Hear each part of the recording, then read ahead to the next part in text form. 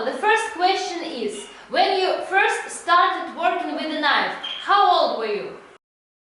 I studied martial arts at first when I was 11 years old, but I did not study Filipino martial arts right away.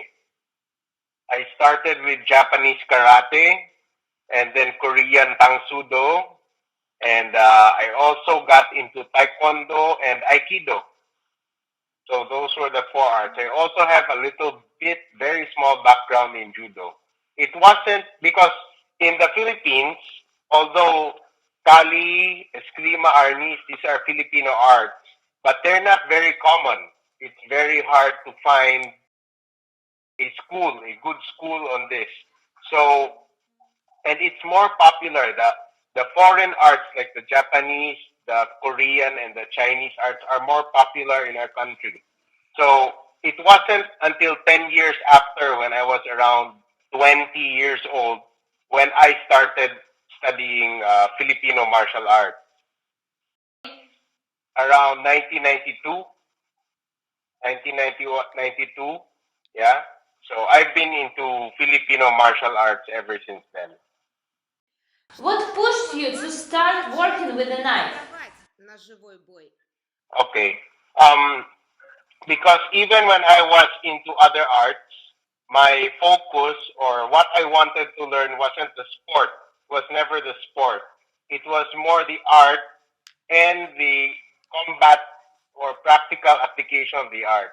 So when I was in college, um, I was looking for something I wanted to learn. And then I had a conversation with a friend who was practicing Filipino martial arts. And so the first question I asked him was, what if you don't have a weapon? So he showed me some of the applications of Filipino martial arts to empty hand fighting. So that's when I got interested. But when I started with the weapons, then I realized that weapons is more practical than empty hand in the street. That's when, I became more and more interested. And now I, I think if you're talking about practical self-defense, something that you can use on the street, it's going to be a weapons art. Now, you cannot really practice Filipino martial arts without getting into the bladed aspect of it, because most of the styles or systems that are taught are actually applicable to bladed weapons. And many of the techniques make sense. They're more practical with a bladed weapon than with a stick. I started teaching Filipino martial arts basically because I think it's a very good vehicle for me to instill national pride and cultural identity amongst Filipinos. Because one of the problems of the Philippines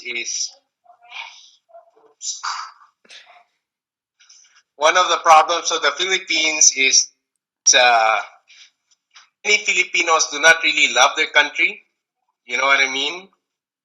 So I think that teaching them a cultural heritage that we can be proud of is a way of putting love for their country into their hearts.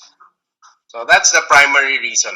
The second reason is because, if when I moved back from Manila, which is the main capital of the city, I did not have a practice partner here in Davao City, in the city where I live now. So the best way for you to develop yourself is to have a practice partner. So what I needed to do was develop people so that eventually they could become my practice partners, so that my skills don't get rusty. So those are the two main reasons why I taught or started teaching Filipino martial arts. Could you mind to share with us about your own system that you are teaching? The system that I am teaching is actually a system that comes from the central part of the Philippines, because the Philippines is divided into three parts. You have Luzon, the northern island. You have Visayas, the islands in the center of the Philippines, and then you have Mindanao. So the system that I'm teaching comes from the central part, the Visayan part. It's actually a system that is more on the medium to close range. It's called Lightning Scientific Arnis. Okay, so it's more on the close range, and it relies its what's this main format of practice is what we call espada y daga, or sword and dagger. That means the use of a long weapon, a sword, and a dagger on the other hand. So actually, I learned it from two people. One is the longtime student of the old man, Grandmaster. The Grandmaster, his name was Benjamin Lema. So I learned from his student, Elmer Ibanez. Elmer Ibanez was practicing or studying under him for 14 years by the time I started learning from Elmer. And then when my master, Elmer, went to the United States, I studied directly under the old man. When I started studying with him, he was around 80 years old already, but he was still very active teaching. So he learned his art from his father, his uncles, and teachers from around the place where he lived in the central Philippines, in the Visayan island. And actually, he also used the art during the Second World War. He was a guerrilla fighter against the Japanese. So his experience in using the art was real. He used it in war. Yeah, I think that's it. Could you mind to share with us how do you start teaching your students?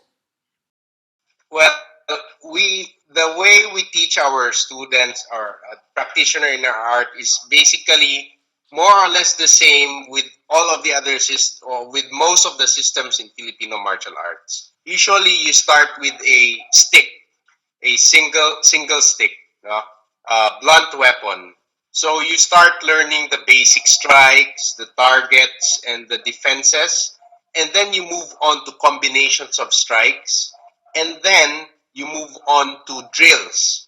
One thing that makes the Filipino martial arts unique is the fact that we rely on a lot of drills. This is partner drills, interactive partner drills. Some drills are choreographed, that means they're sequenced. Some drills are, we call them semi-freestyle, that means they're not in sequence, but there are specific responses that you make. And then others, yeah? So this is how you develop your skills through these interactive drills. And then later on, we move on to using two weapons with both hands, and then you mix them up with the long weapon and the short weapon, or what we call baston y daga. Now, as you progress, your weapon also gets shorter, because as it gets shorter, you're starting to learn how to use a knife, basically. And then you move to bladed weapons. So by the time you move on to weapons, basically you have already learned the principles that are involved in using weapons. So your transition to using a bladed weapon becomes much easier. So after the bladed weapons, they become bladed and they become short. And then you lose the weapons. So the last part of the teaching actually is what we call the pangamot. That means empty-handed fighting. The empty-handed fighting is mostly focused on fighting against people with weapons with the intention of snatching their weapons from them so that you can use it against them. So that's how it works. The thing that also I find that makes it different from other arts that I've studied is that Filipino martial arts is focused on principles and strategies. So you are taught the principles and strategies, and you are taught how to adapt the weapon, bladed, blunt, long, or short, to these sets of principles and strategies. Could you mind to share with us exactly about principles that you are teaching? Okay. The basic principle for our system is called the Serrada principle. So when we say Serrada actually has three components. One, it's position, meaning where you place your weapon in relation to the weapon of your opponent. Second is action, meaning what you do so that you are able to, serrada actually means to close. So basically, you're closing doors so that he cannot respond to your attacks. So one expression of serrada, for example, is we don't like fighting face to face. We want to move to the side all the time. That way, we limit the potential of the opponent to respond to your attacks. And we basically neutralize the weapon that's farthest from yourself. While you have the advantage of using two weapons, he has the disadvantage of only access to one. So that's one expression of serrada. The second expression would be if what we call tying up or serra todo. For example, when we neutralize one weapon hand and the other weapon comes out, we tend to tie them up through a series of locks, things like that, so that both weapons are tied up and they cannot be used. So the old man that I studied under, Mang Ben, used to describe it like throwing a blanket on your opponent so that he is not able to respond through positioning, through your strikes, through the use of what we call the hand that's not wielding your primary weapon, and things like that. So that's the primary principle and strategy that we use for our particular system. Some systems, other Arnis styles would have other strategies depending on their preferred fighting range, whether they like fighting long range, largo, medium range, media, or short range, corto. For us, we are more of a medium range system, primarily because of the espada y daga format. You need to be able to fight using your long weapon and be in range to use your short weapon if you need to. So that's where the serrada principle is very effective. What is the most important in your system? I think one thing that makes our system distinct is that some systems rely on speed, some systems rely on very fast. What very fast strikes. Our system, and even if you ask other practitioners here in the Philippines who practice other systems, they will always say one thing: our system is it's a hard striking system. So the emphasis of the old man was always you strike fast and you strike hard. So our emphasis is on very, very hard strikes, very, very strong strikes.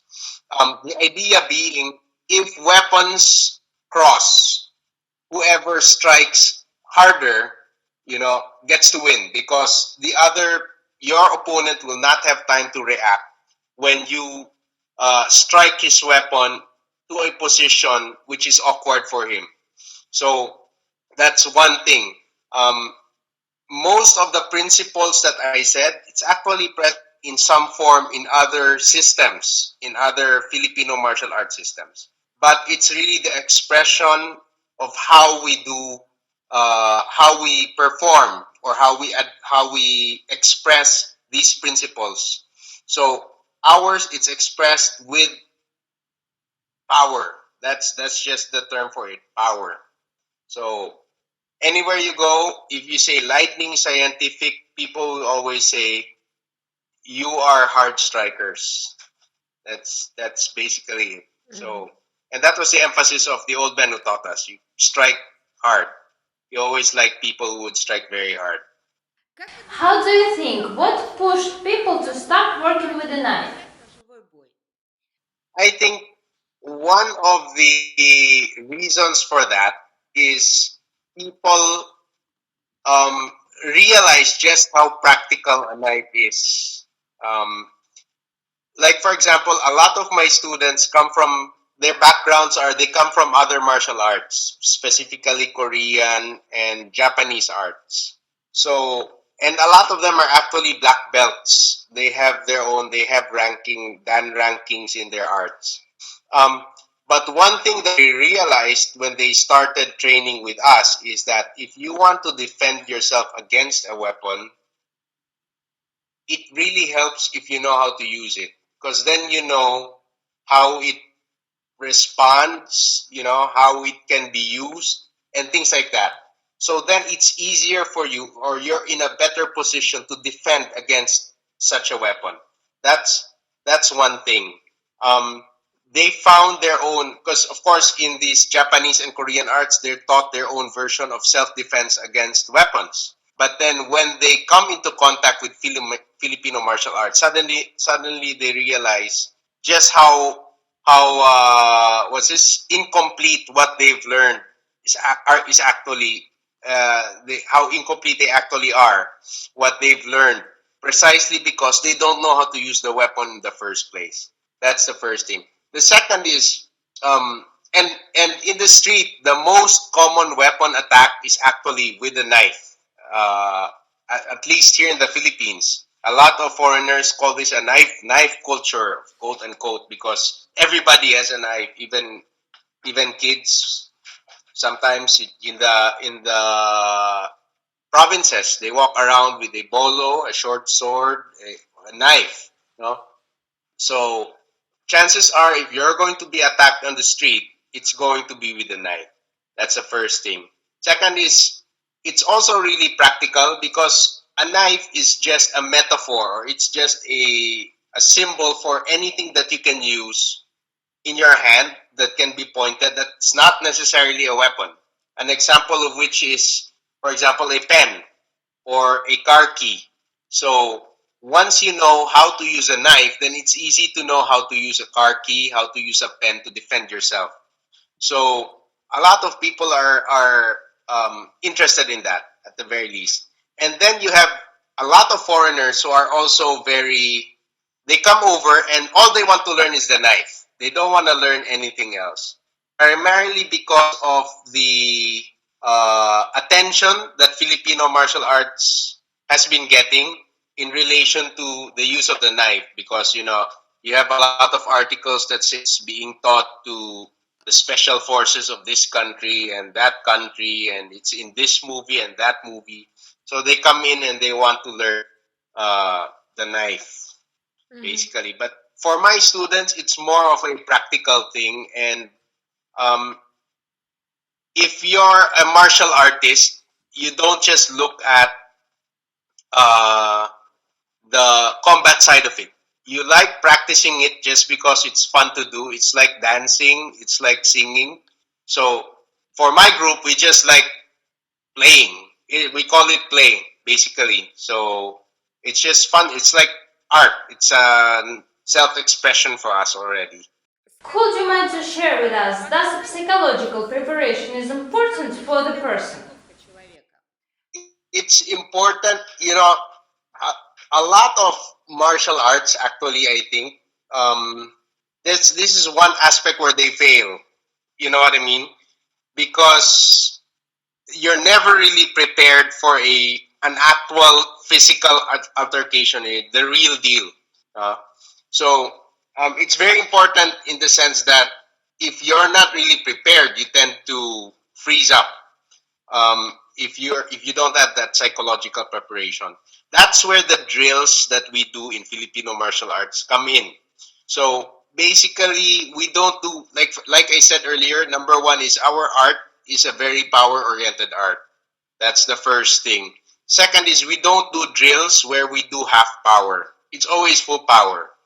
And as the student progresses, we do these drills faster and faster and harder. So that's one way wherein we prepare the student psychologically. We try to put them in a situation where there's pressure. Another way that we do this is we try to use weapons that are as close to the real thing as possible.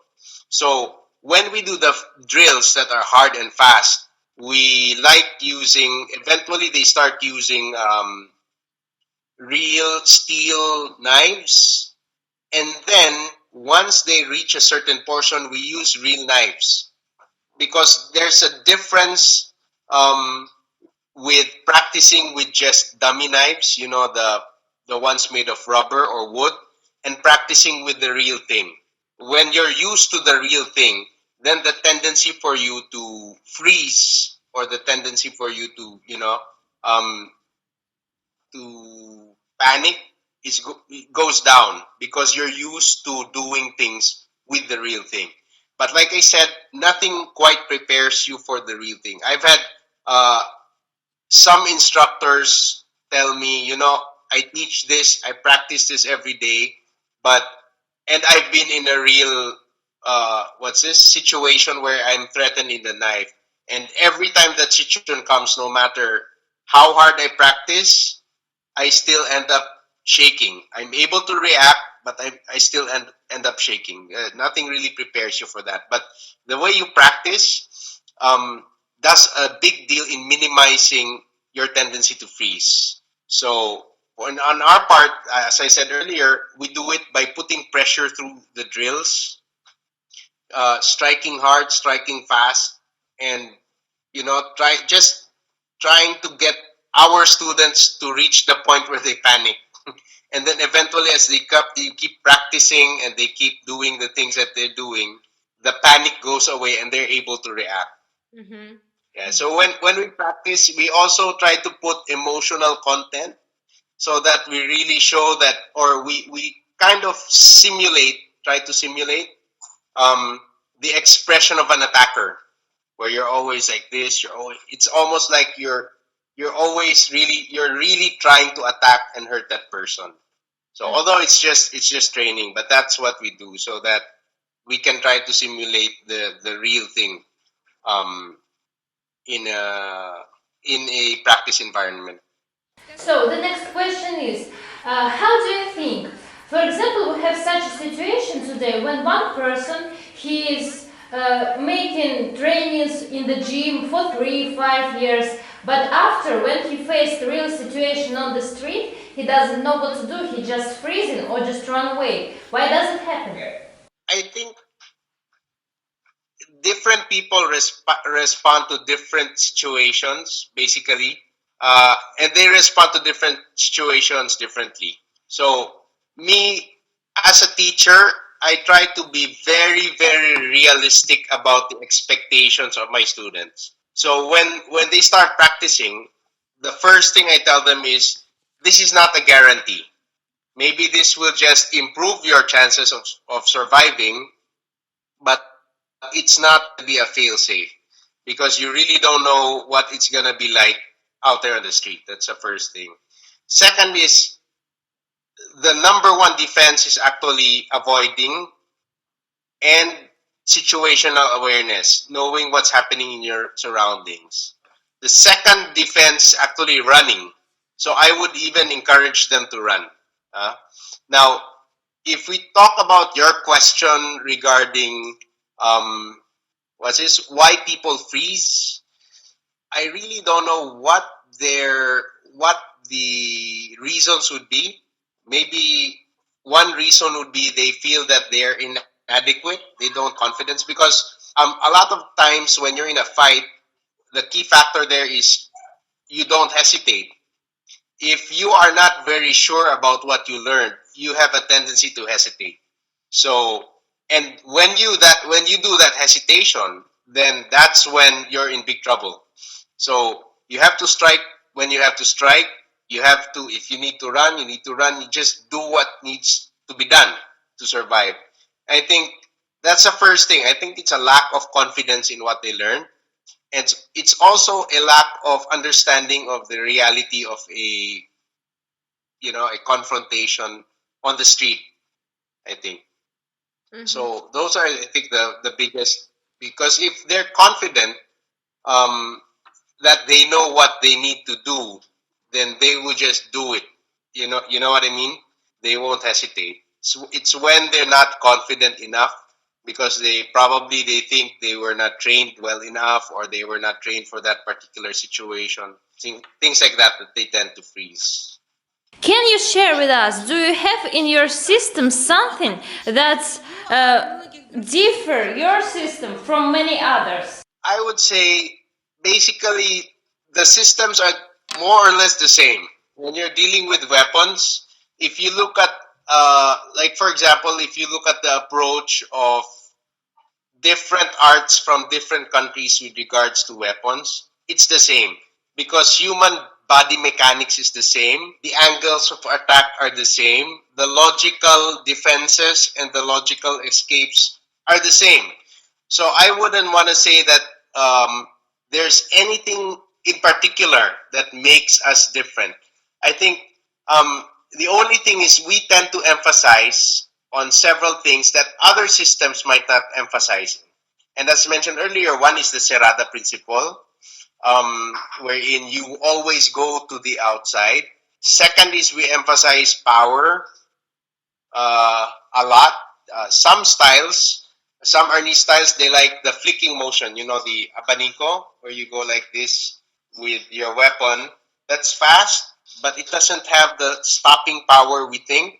We think it's better to strike one solid strike than have a lot of fast, soft strikes. You know, I think that one. Third thing that would make us distinct is the drills that we do. Our drills are distinct, especially the bigay tama. We call this a bigay tama. This particular drill is unique to our system. You won't find the drill as we do it in other systems. So, but as far as our basic approach to combat and to techniques, I think you will find a lot of similarities in what we do with other Filipino martial arts and even with other martial arts from other countries. Do you have in your system some tactics and strategy? I think our main strategy is still the Serrada, really. Even when dealing with multiple opponents, the approach is to go to a blind side and try to limit, we call it funneling. Try to limit the approach of your multiple opponents so that you only deal with them one by one and you don't have to deal with multiple opponents all at the same time. And that's still an expression of the Serrada principle and strategy that we use in our system.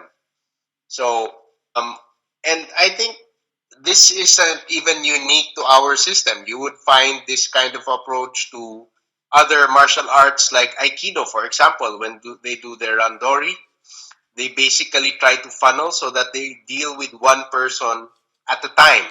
They don't have to deal with several people all at the same time. So I think that's basically it for Lightning Scientific, the system that we practice. Manolo, how do you think does a knife has some future in 21st century? Oh, the knife. I think the knife will be around for a long, long time. Even if there are already guns, not everybody has access to guns. So the knife, you will find it in any household. You find it in the kitchen, basically, right? So I think it's going to be around for a long, long time. That's the first thing. And there's also the fact that guns have their limitations, which can be overcome by the knife. That's why the 21-foot rule, wherein if your gun is holstered and then somebody suddenly from a dead stop rushes you within 21 feet with a knife, chances are you're gonna get killed because you won't have time to take your gun, aim, and shoot and things like that. That's the first thing. The second thing is, I think for the future, what the knife really offers is it is a gateway to a lot of what we call weapons of opportunity. You don't have to practically carry a knife with you all the time. Yeah. So, for example, you can use a pen, you can use a key, as mentioned earlier. For example, this one. This is actually a tool that you use to unscrew bolts, right? But if you know how to use it, you can use it as a weapon. You see, you can use it like a karambit. This can be striking. If you can use it to strike. You can use it to what's this? Put pressure on the windpipe and things like that. And this one isn't illegal. It's not illegal. You can take it anywhere because it's not made of metal. It's made of hard rubber, plastic. See, and I can always say that it's just a tool, you know. But the gateway to learning how to use this, something like this, an ordinary tool as a weapon for self-defense, is actually the knife. So that's where I think the biggest value in Filipino knife fighting, that's where it lies in. Because it's a gateway to learning how to use all these different things that are around you for your own defense, in case you need to. Do you have any difference in the preparation of people when they work with the sticks or when they work with the knife? Actually, the stick is the gateway to the knife. So when I say gateway, the stick is what introduces you to the knife. Because when you start training in Filipino martial arts, when we say it's principle based, you start with a stick. But what you don't know is when you're starting with the stick, you're actually already training with the sword. You're already starting your training for the use of a sword. And when you shorten that stick, you're starting your training in the use of a knife. And when you take that stick out and then use your hand and use the same movement, you're actually already training for your empty hand, what we call pangamot. So a lot of people come to me and ask, can I learn the knife right away? And I always tell them, I can try to teach you, but basically what you will do is you will just be mimicking. Mimicking, you'll just be repeating my movements. You won't have an understanding. If you want to have an understanding on how to use the knife, you will have to go through learning how to use the stick first, because that is where the secret lies in Filipino martial arts. The stick is the starting point that opens the doorway to many different weapons that you can use eventually. Mm-hmm. So it's essential. I think some systems go for training people with the knife right away, but me personally, I find that it's more effective when you start with the stick and they have the proper foundation. Once they have the proper foundation, then the knife play becomes very easy for them. How do you think? Why today we have so many people that's willing to teach knife fighting? Well, I think that's a fad. Um, a lot of people want to teach it because a lot of people are interested in it, and they see an opportunity to make money out of it. The thing is, you're not number one. You're not really sure about the backgrounds of these teachers. For me, I'm very selective in teaching people. Number one, because I know my responsibility to society. I don't want to teach the use of a knife to anybody I don't know, because you don't know what they're going to use it for. So I think that's one of the struggles that I'm part of a small group actually, where one of our struggles is on what can be done to try to regulate these things, because we've had several incidents where a few teenagers were taught how to use a knife, and then they get into a bar fight and they start stabbing people, and we don't want that. We don't really like that kind of thing, but then it's so hard to control other people from teaching other people as well. But like I said, it's what do you call this? It's a money making thing. And the second is, just because you teach knife fighting doesn't mean you're a knife fighter. So for us, I wouldn't even call myself a knife fighter. You know what I mean? Because I haven't been in a knife fight, and I don't want to be in a knife fight, basically, because you don't know what's gonna happen, right? I'm just being realistic. But I recognize that what I teach gives you certain skills that might, help us in a knife fight. But I really don't like teaching it openly. A lot of people have approached me because they find that our approach to knife fighting is quite unique also compared to others. But I've turned down a lot of people with regards to knife fighting. So even these teachers that teach, I really don't know how they're gonna react in a real knife fight.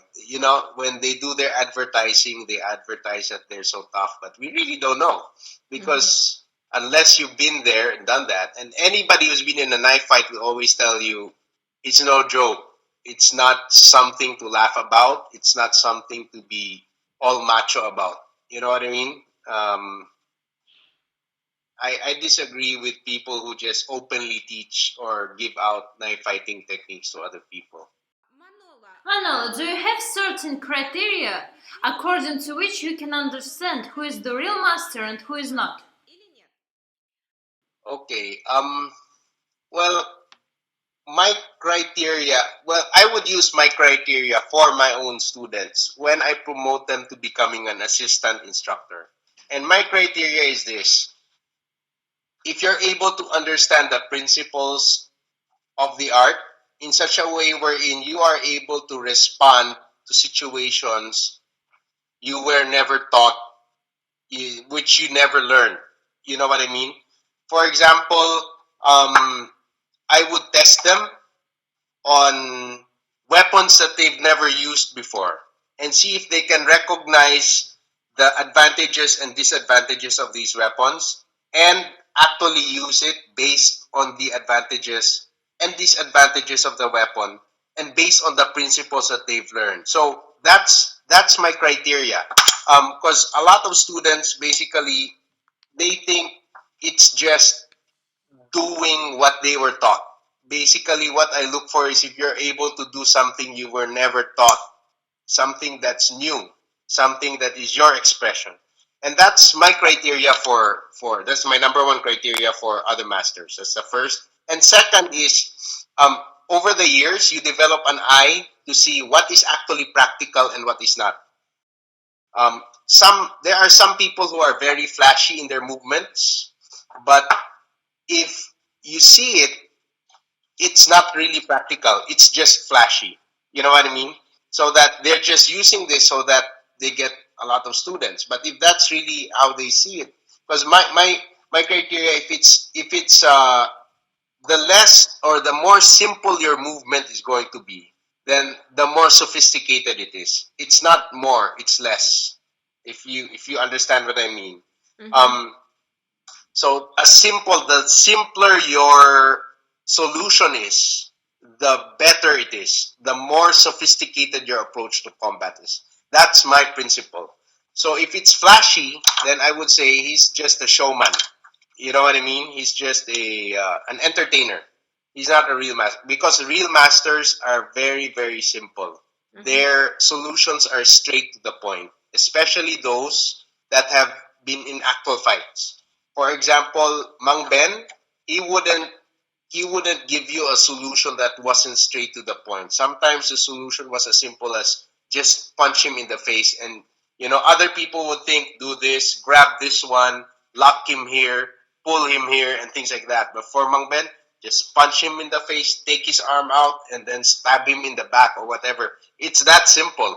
And that's my criteria for real masters. If they can simplify it in such a way wherein it becomes very, very practical. What you can recommend to the people that just want to start working with a knife? Oh, um, my recommendation would be um, don't get too, because a lot of people get carried away with this knife warrior mentality. You know what I mean? Because I'm working with a knife, I'm a tough guy, and things like that.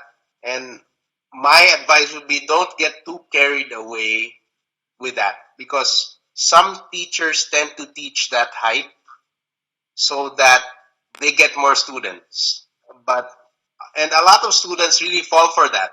They learn a little bit of the knife and they are a knife warrior or whatever. And my recommendation would be don't get too what's this? Don't get too hyped up or carried away with that kind of mentality. That's the first. And the second is always try to test if what you are learning is actually is going to stand up to a pressure situation where you have a non-cooperative practice partner. Because most of the time, it's practiced wherein the partner is cooperative. But these things, a lot of the techniques that we are taught actually isn't going to work with a non-cooperative partner, somebody who's struggling, somebody who's going to try to take your hands out and grab your clothes or whatever. That's the real thing. So always try to test if what you're learning is actually going to stand up to pressure testing. We call it pressure testing like that. Those are the two things I would recommend, because there are a lot of flashy knife techniques out there, but in reality, maybe 10% of that would stand up to the real deal in the street when you're faced with an opponent who is not cooperating, who is out there to kill you. So you have to test it whether or not it's going to be, it's really realistic in its approach to knife defense or whatever.